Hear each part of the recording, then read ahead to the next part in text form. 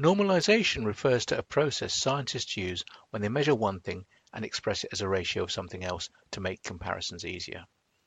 It's really not as complicated as it sounds, and you're almost certainly already familiar with the idea without realizing it. Suppose you want to compare the fuel efficiency of two cars. Let's call them car A and car B. Car A can drive for 400 miles on a full tank of fuel, but car B can only drive for 350 miles on a full tank. Now that doesn't really tell us which car is the most fuel efficient, because the cars may have different size fuel tanks. Maybe car B drove a shorter distance because it's got a smaller fuel tank. We can fix this problem simply by calculating how far each car went per gallon, or litre if you like, of fuel. So let's put some numbers in. Car A drove 400 miles on a full tank. Its tank holds 10 gallons, so it did 400 miles divided by 10 gallons, that's 40 miles per gallon. Car B drove 350 miles on a fuel tank. Its tank holds 7 gallons, so that's 350 miles divided by 7 gallons, that's 50 miles per gallon. So car B is actually more fuel efficient. We have normalized the distance traveled to 1 gallon of fuel. Many drugs work by binding to something called a receptor. Think of it as the thing the drug has to stick to have its effect. If we wanted to measure how many receptors there were for a particular drug in different organs of the body, for example in the kidney, the liver or the brain, just measuring the total number of receptors wouldn't make too much sense, because organs are different sizes.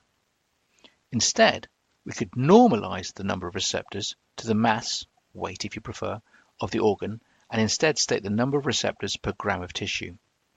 That way we can compare the number of receptors in different organs in a more meaningful way.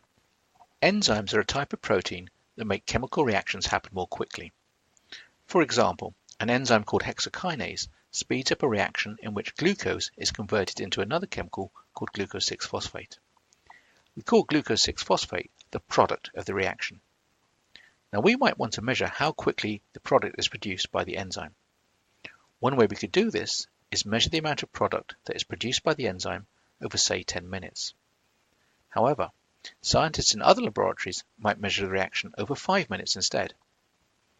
Not surprisingly, the amount of product that is formed depends on the period over which we monitor the reaction. One solution to this is to express the speed of the reaction as the amount of product formed per minute. And we can calculate this by dividing the amount of product formed by the duration of the reaction, in the same way as we express the fuel efficiency of the car as the distance travelled per gallon of fuel used. However, the amount of product that is formed also depends upon how much of the enzyme we add to the reaction, and different scientists may use different amounts.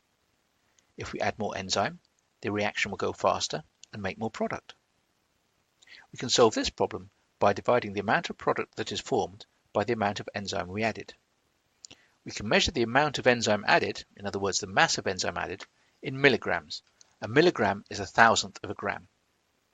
So now all we do is divide the amount of product that is formed by the amount of enzyme added, and we express this as the amount of product formed per milligram of enzyme. Now we need to combine both of these two ideas together so we can take account of the duration of the reaction and the amount of the enzyme we used. We end up expressing this as the amount of product formed per minute per milligram of protein, and we do this by dividing the amount of product formed by the duration of the reaction and also by the mass of the enzyme we added to the reaction. The advantage of this approach is that we can compare different experiments where we have used different assay durations or different amounts of enzyme. So next time you're presented with data and it's expressed in terms of something per something, hopefully you will understand why.